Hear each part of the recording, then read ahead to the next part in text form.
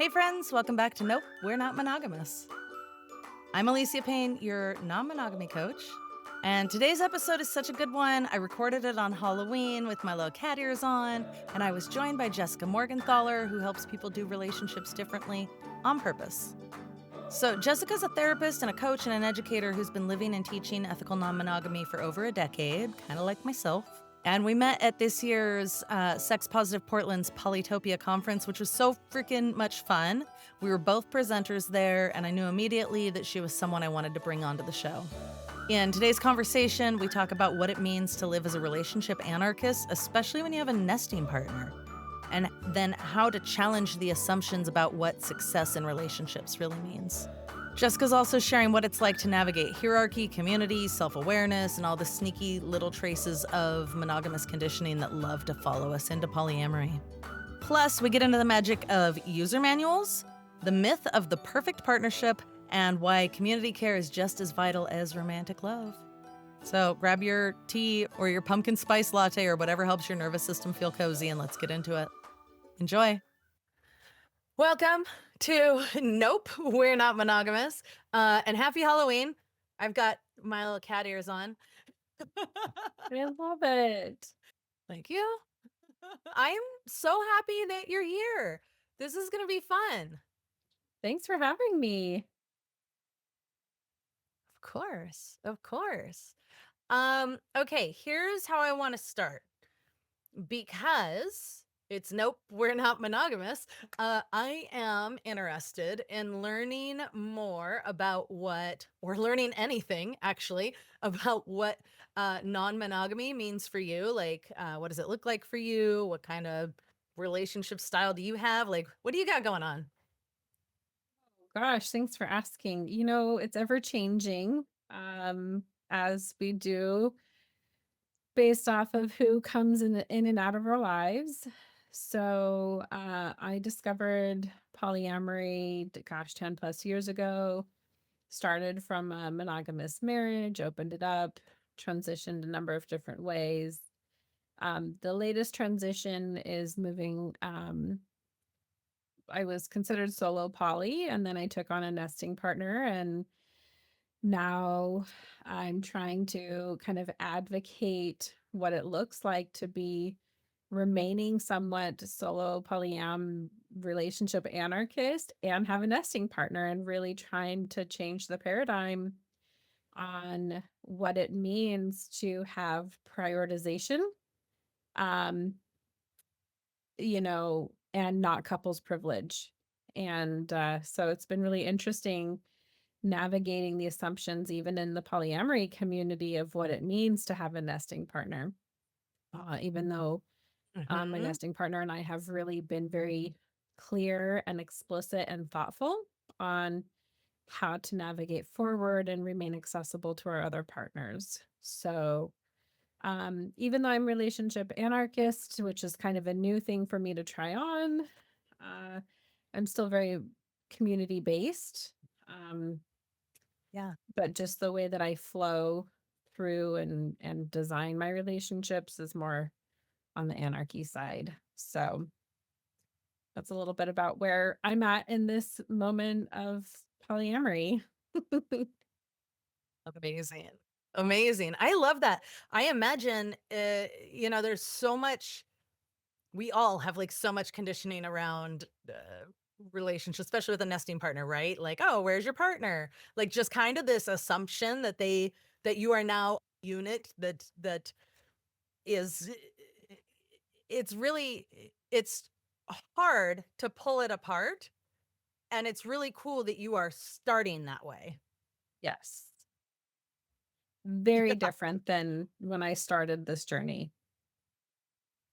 Yeah. Yeah, I bet. I bet. What I'm curious what is like the most like what's the hardest part of that?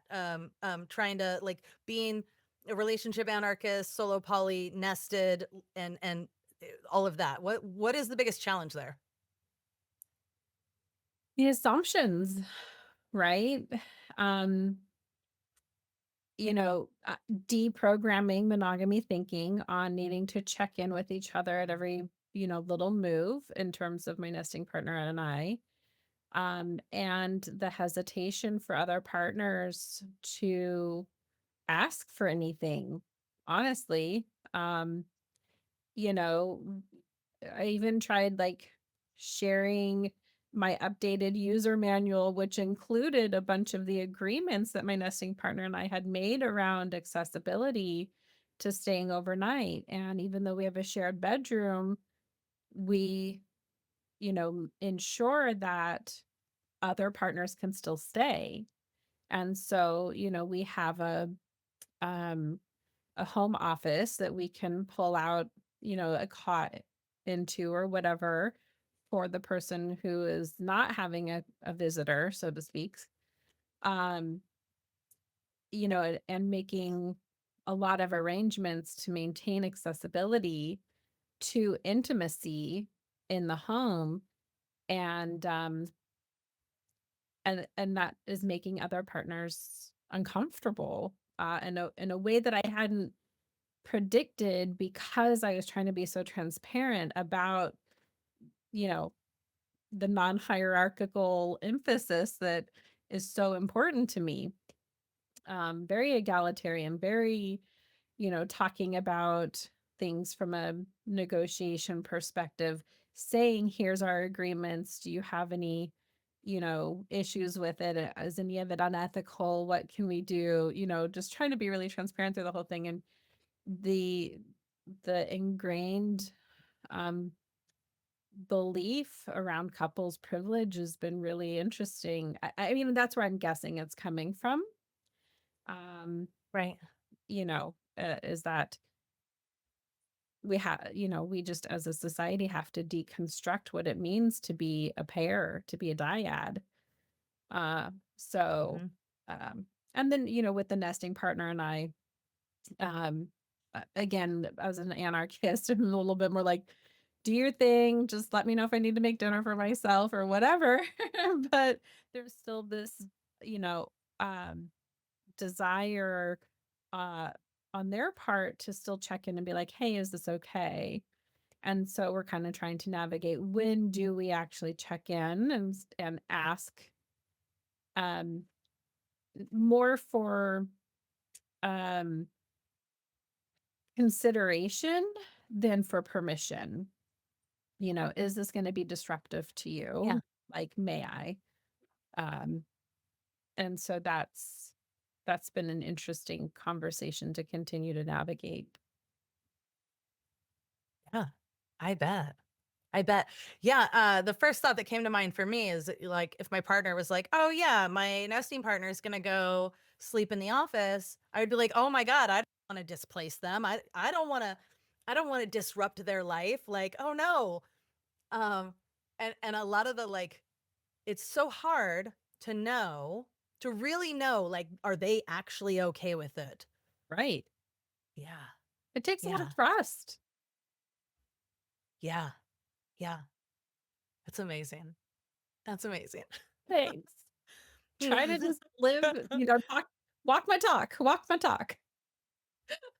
Right? Right? Absolutely, yeah.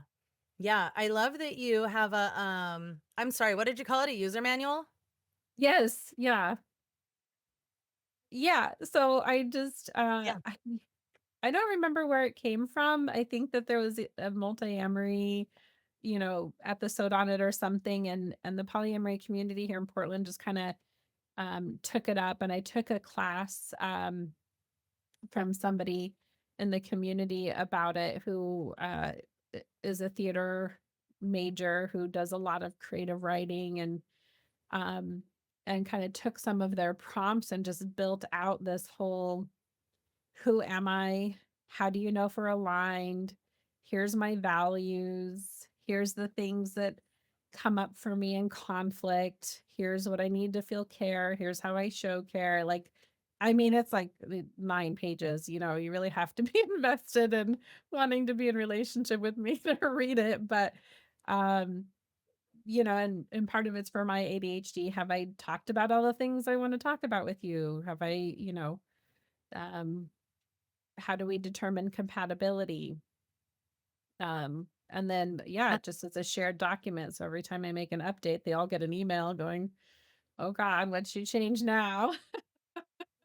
And they all have commenting rights, right? So they can be like, "Actually, that is not true for me. That is not how you show up in this relationship." Um, so, it's very much a living document. That's amazing. How do people receive that? Like if you're like, first of all, how soon do you give that to someone? I revamped it, and all my partners at the time of revamping and sending it out, for the first time for that particular set of partners, had been about 9 months, I think was the shortest, relationship, and then, 3 years, and then on and off for 8 years. So, they all kinda knew me pretty well anyway, but what I was finding was that, um I think in part because of having multiple partners, I'm like, who did I tell what to? Right. Or I was Yeah. having Yeah. difficulty kind of explaining why maybe something felt different to one partner from another. And I just went, you know what? I'm just gonna write it all down and send it, and then they can tell me what their experience is. And I found that I didn't really get a lot of feedback right away. I mean, maybe some spelling corrections or something. Um, But I think it's for me, my own accountability process more than anything. And it's long, and I Yeah. get that it's long and people are busy. So my hope is that it's just always there and that people that it is shared with can use it when it makes sense for them to be like, you know what am I missing? Or I want to do something special. What can I do without, actually having to ask Jessica what this is meaningful to her? So Yeah. I love that. I love that so much. It's really great. I think it takes a level of self-awareness that a lot of people don't have, especially in relationships, right? yeah. Yeah, I'm trying to build out a template to give to my clients that they can even pick and Yeah. choose, what is your conversation style? What is your emotional processing style? Like, helping them find some awareness around how they move through the world and how they process everything. Um, and because I talked to clients so much about this already, but I never had like a template to have them have some visual prompts to work with. And so I'm hoping to release that by the beginning of the year to say, like, here, get to know Amazing. yourself a little bit and then share what feels relevant, because we do piecemeal how we share about ourselves to people. And so, um, you know, it may become a 5 session, kind of class of sorts as we deep dive into the different parts of ourselves and how we show up and how do we process trauma and what are our values that help us Uh, decide, what our agreements are going to be. yeah. Yeah. Absolutely. I know it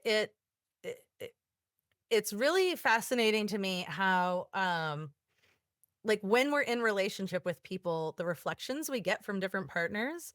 I had a partner point out to me recently. I didn't know this about myself, but he was like, "You you don't have a problem making decisions. You have a problem making decisions when you don't like the choices that are presented."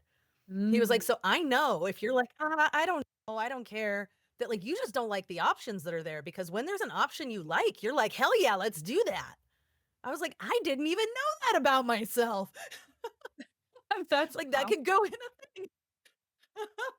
Yeah, absolutely.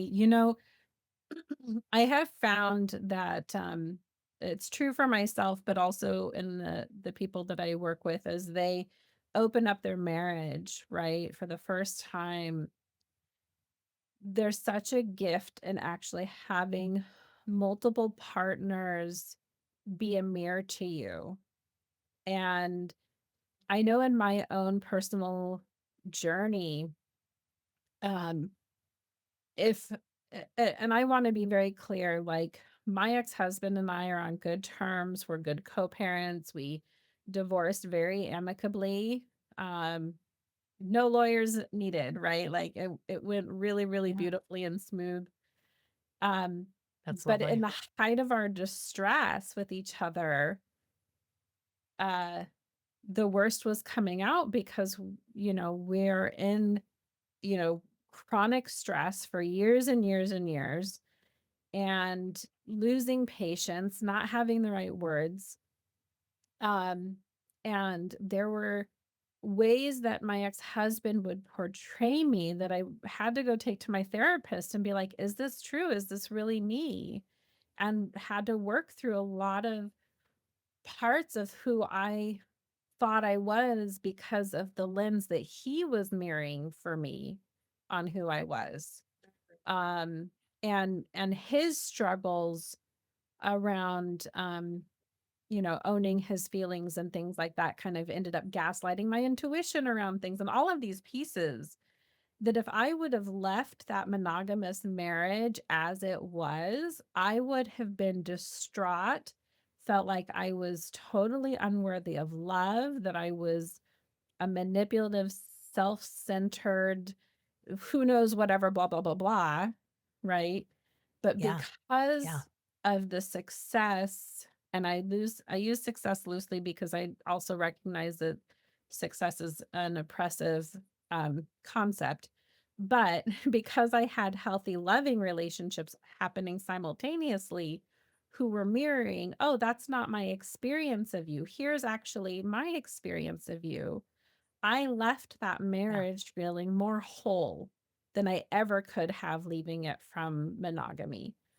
And it gave me the space and the graciousness to walk away from that marriage um, without a lot of resentment.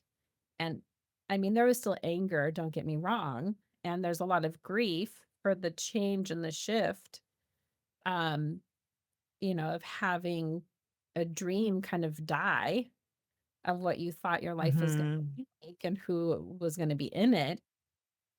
Um, but it ended up being kind of the healthiest separation and de-escalation that was possible, but it would not have been Yeah. possible without the mirror of the healthier relationships that were present. Mhm. Mhm. That makes so much sense to me. I have often said that meeting my second husband was the the tool kind of that allowed me to see who I was outside of my first marriage and not go back. Which now I can look back and be like, "Oh, that was a really abusive and terrible relationship." But at the time I was like, "God, I must be the worst person ever." Right, And then I had someone else going, "But you're not."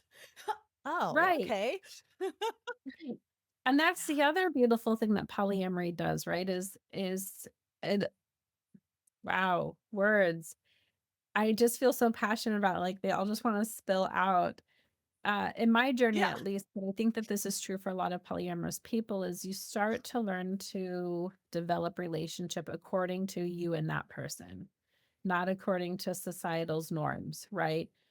And Yeah. so it's not just our other partners, but it's the friends and the community that we end up building too that contribute to our self-awareness and the mirrors that we get to be reflected in their eyes. Um, but we but when we don't do community building with other polyamorous people, we still stay in that same silo of you're doing it wrong, right? And Mhm. so, Mhm. other partners for sure, but it's, immensely important to create community within the open ethical non-monogamy realm because we need to be mirrored back our values, you know? Yeah. Yeah. Yeah. Community piece is so, so, so important. I talk about it a lot and I have a lot of people comment like on social media, like, how do I mean, we're in the Pacific Northwest, so we're, I think, very, very privileged in that way. uh, Mhm.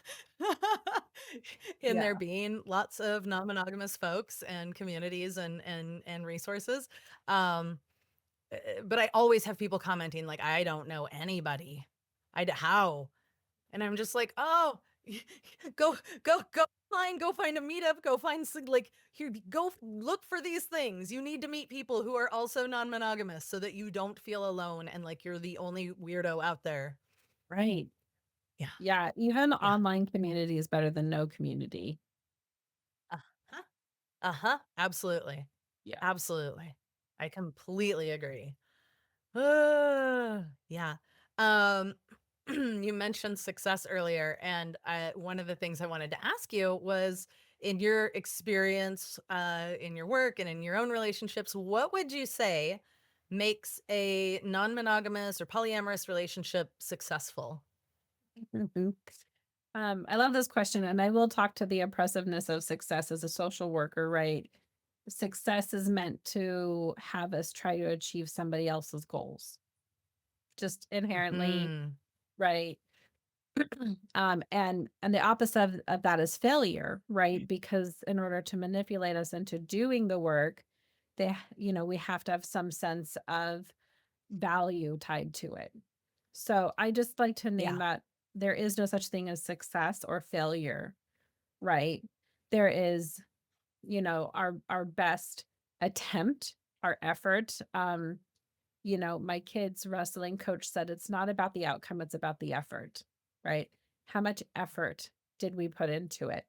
And were we authentic doing it, right? Um, Were we so for authentic doing me, it? Yes. right. So for me, Yeah.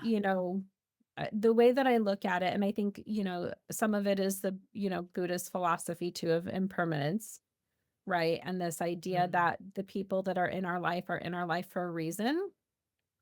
And so it really is, what is the ebb and flow of that relationship? Um what is making sense for that lifetime snap where it is, right? And we're all learning and growing, and people will learn and grow with us. And some people will learn and grow and then deviate from our journey. And Mm. so I really just try to have a lot of gratitude for who's here now and why are we together now, and Mhm. um and when the time to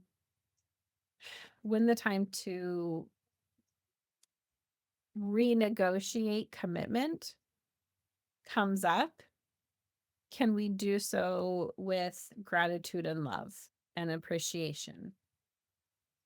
And when we Yeah. can do that than with pain and resentment, that is what feels quote unquote successful to me. Mm. Yeah. Yeah, that's beautiful. I love that. That's so good. So good. Especially the success and failure, because I feel like uh, there's just, we really have this big idea that like relationships are only successful if you die in them. Right. Which I that's not the trophy I want. Um and otherwise it was a failure or a waste of time, or it didn't, you know what I mean? Like I just, what if we can like be grateful and appreciative for the things we got to experience, the growth we got to have, the connection we got to have. That's amazing. Right. Right. Yeah. Yeah. And I know that it's scary. I hear all the time clients Mhm.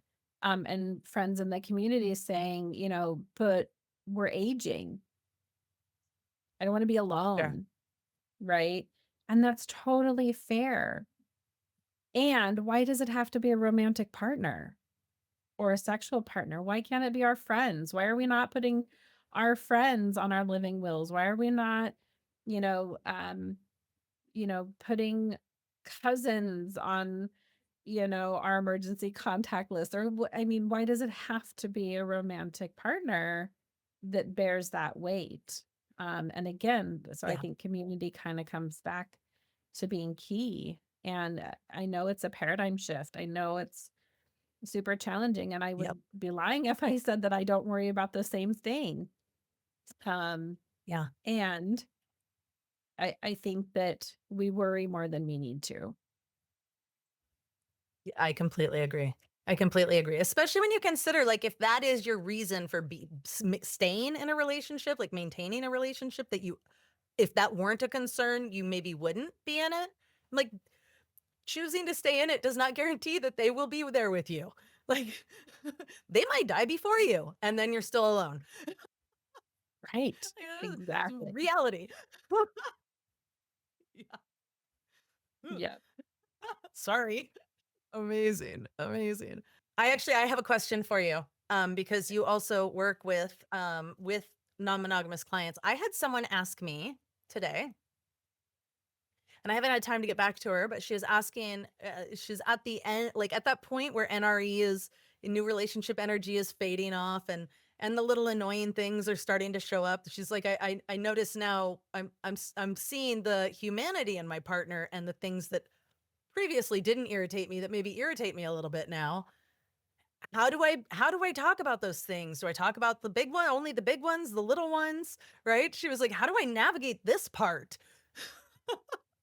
Right. Thoughts? Yeah. So, um, here's the thing I tell my clients.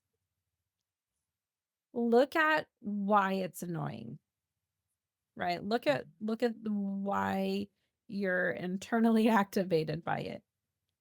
If it's an insecurity of your own, go work on it with your therapist, right? Or your coach or whoever Yeah. you're using.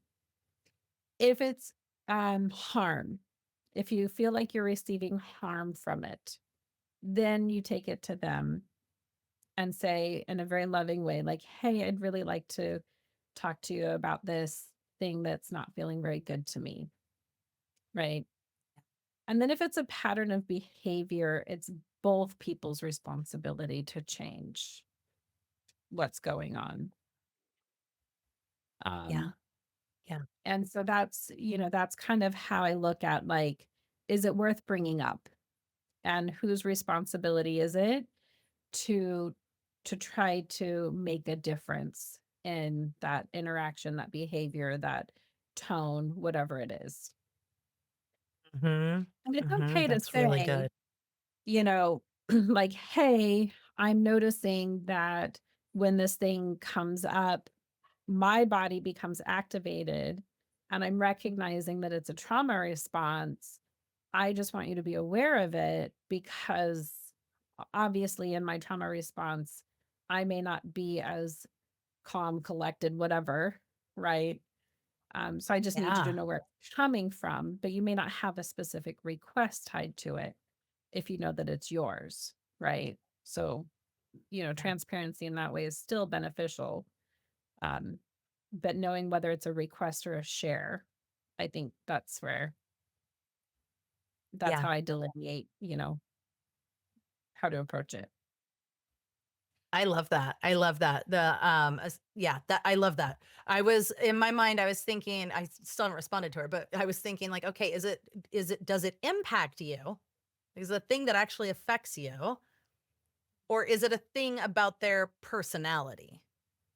Right? Is Mm. that like who they are that's annoying you? Or is it a thing that they're doing that's annoying you? Oh, sure. Yeah, Yeah. absolutely.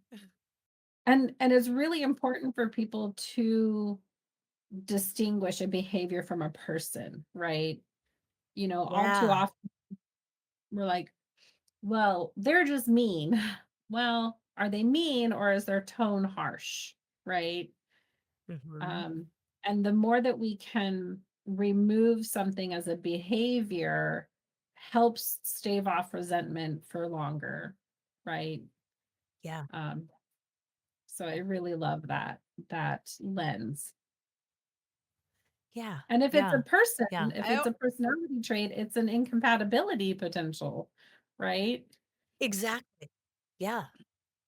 Yeah, like, do you want this person to change? Are you in love with what their potential was, who you thought they could be, and Right, you're seeing now who they really are? right. Or Are these just like quirks? Like, is it the way they're folding the towels? Right. Very different Yeah, thing. right. Yeah. Uh, Amazing. Amazing. Such a Yeah, good I always question. find yeah, I always find it fascinating how different people approach those because there's so many answers, right? Like there's so many ways to deal with relationship and people. So I always like stuff like that. Uh, um okay, I another question I have for you is what is something that anyone can do for free to help them approach relationships in a healthier way? The thing that comes to mind right now, and people have a love-hate relationship with it, is journal. And it can be a written Mhm. journal, it can be an audio journal, it can be, more letter writing, it can be an outline or bullet points, right? Like we don't have to subscribe to some weird way that, we've been taught to journal. Um, Yeah. but, processing those emotions outside the body is super Yes. helpful for trying to distinguish what's really important, right? And sleep on it. Like, I Yeah. think a lot of Yeah. people don't sleep on it enough. I know you're not supposed to go to bed mad, but um, I think but that's yeah, the worst advice I ever got. I'm right. always mad when I'm But sometimes, we just really need to let it sit for a minute and see Yeah. what settles. But, trying to just intellectually think about something and never really getting it out of the body can perpetuate trauma, it can lead to resentment, it can keep things confusing, right? And so whatever form of processing you can find comfort in, I think getting it out of the body is really key to trying to get at the root of things. I completely agree. Completely agree. That's my I always like journal it or voice memo it, go for a walk, move your body, get it outside of your brain, Yep. and then treat yourself like a toddler. Make sure you've slept and eaten and had water. Yep. Yep, exactly. Start there, then come back. Right. Right. Yeah, and I Yeah. think you make a Yeah. really good point, right? Is like make sure that you're taking care of yourself. Make sure that you have had enough to eat, right? People are often hangry. Make sure that you're Yeah. you're getting a good night's sleep. I remember seeing a TED talk once that was kind of mind blowing, and the gentleman said, sleep is the only time your brain gets cleansed because it actually and I'm not a scientist, I didn't look this up, right, but what I believe I remember him saying was like your the mass of your brain actually shrinks just enough to have the cerebral spinal fluid flush through it, and it's like giving your brain a Mm. shower, right? But if you're not sleeping, it can't do that. And, Yeah. in our society with the stressors that we have, we just inherently don't get enough sleep anyway. Um, but making sure that we're doing good self-care allows us to show up in relationships better. Um, so I think that's a really good point that people take the time to do the self-care so that they can show up as their best selves or better selves, not maybe even best, but than somebody who's tired and hungry and chronically stressed without a moment of relief. And joy really is, Mhm. in my opinion, the antidote to mitigating the stress of navigating relationship in general, whether it's a friendship, a coworker, or multiple partners. If we don't combat the stressor with joy, it will feel impossible. Yeah. Absolutely. I completely agree. Completely agree. Yeah. I always tell people to go masturbate about it. Oh, you take pleasure in your life. Yes. All the pleasure. All the pleasure. Is there anything I haven't asked you that you want to share with the listeners? Oh, gosh, where's my soapbox? Oh, I think the thing that I don't feel like gets talked enough about is, you know, one, conflict, right? What is conflict? What does Mhm. that mean? Um, and that disagreements are okay. Like we can find Mhm. connection in conflict. But even within that, you know, there's this idea that, we can't make a request. Or if we make a request, if we receive a request, I think it's actually more from this lens. If we receive a request, we have to either agree to that request or say no. And people forget about the Mhm. negotiation process. And Yeah. you know, I learned about negotiation from Sex Positive Portland, to be honest.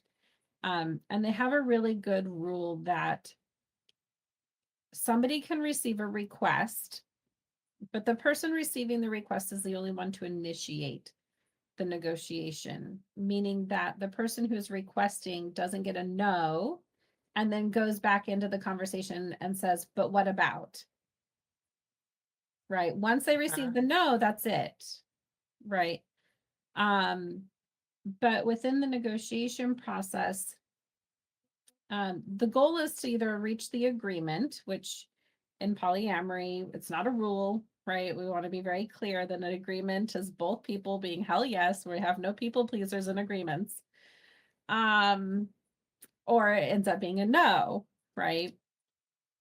But people forget that they can offer something else, right? yeah.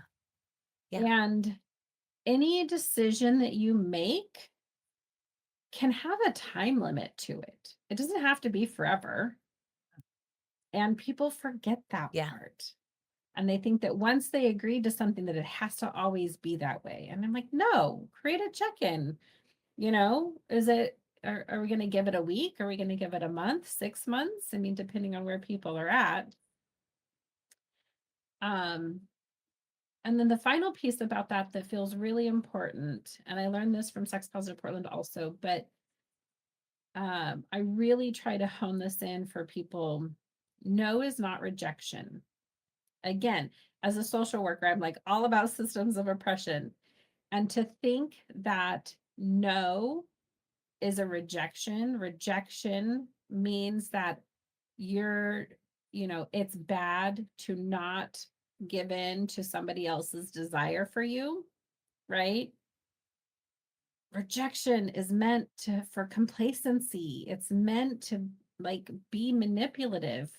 You have to do that or I'm going to take away my acceptance of you, right? Is kind of where rejection came from. And no is not rejection. No is simply that person taking care of themselves. And so, as the person Yeah. receiving the no, if you can view that as that person is taking care of themselves and it is actually not personal, you don't have to personalize the no. It could have nothing to do with you. That helps Yeah. to create this defensiveness that we tend to experience out of the fear of rejection and makes asking a little bit more accessible because the no's not scary. And Yeah. a reforming people pleaser, right, to say no is to empower yourself to take care of yourself. It is not Yeah. an actual like value that you're placing on somebody else. Um, so that just feels really important, I think, in how we navigate conversation about asking for what we want. Hmm. Yeah. Yeah. I love that so much. That's fantastic. especially while you were talking, I was thinking of how back to like the beginning of our conversation and the assumptions people make about dyads, about couples, about two people in relationship together. That is one of them, that our desires must be the same all the time. So the way we show love is by I'll just do everything that you want because I love you Hmm. more than I love myself, because I actually don't want to do the thing I just said yes to, right? Right. But actually, if we're like saying no to things we want to say no to or offering negotiation, like we're giving our partner a chance to love us even more, Yes. to like respect us and honor us. Yeah. Yeah. And be separate humans. Right. Right. Yeah, Absolutely. I love And that. that's kind of one of the tropey things about polyamory is like, oh, one person can't meet all of our needs right, which is true. And we kind of get stuck sometimes when we think that um it's scary to ask for what we want. And when that person says no, that we can no longer ask for it from anybody else. Right. Right. Yeah, So that's the beauty of it. exactly. Well, I guess I'll just never have what I want in my whole Right. life. Right. Again, we're like very dramatic toddlers inside. Exactly. Yeah. Oh, it's so good. So good. Oh, this has been so good. This is fantastic. Thank you so much for coming on. If people want to find you and your work, how can they do that? Oh, great question. I am a therapist at Real Life Counseling in Washington, and I do coaching and workshops and conferences through ICU Transformative Consulting. So email me at Jessica at ICU, just the letters, ICUtransform.org. Amazing. Amazing. I'll put that in the show notes too. Yeah. Thanks. I should have said in the beginning, so that people know, like we met at Sex Positive Portland's Polytopia because we were both speakers there. That was so fun. That's right. Yeah, it was so lovely to finally get to meet you in person and hear one of your talks, Yeah. and we had a great time. It was a really good weekend. One more question. One more Yes. question for you. And this one doesn't go on the main episode. This is for supporters of the show on our Patreon at patreon.com/not monogamous. Mhm. And the segment is just the tip. And it's what is a favorite or a best a favorite or best sex tip that you would give to people? Mm, No pressure. no pressure. Oh, what if I like pressure? Um, You're right. Hurry. And there it is.